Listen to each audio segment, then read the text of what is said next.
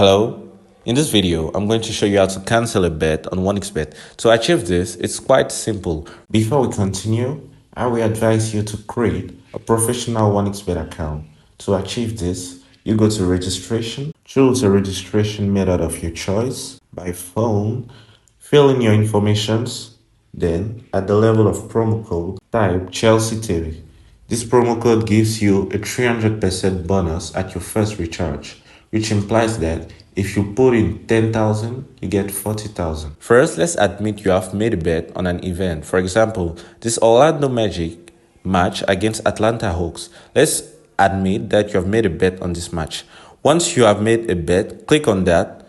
Once you're on the bet, you're going to see an option for selling your slip. So you go to the section where you have bet slip. Here, you're going to see an option for sell slip. So you're going to see a new value which is inferior to the one you made a bet on, but which will permit you to sell your slip. That was all for this video.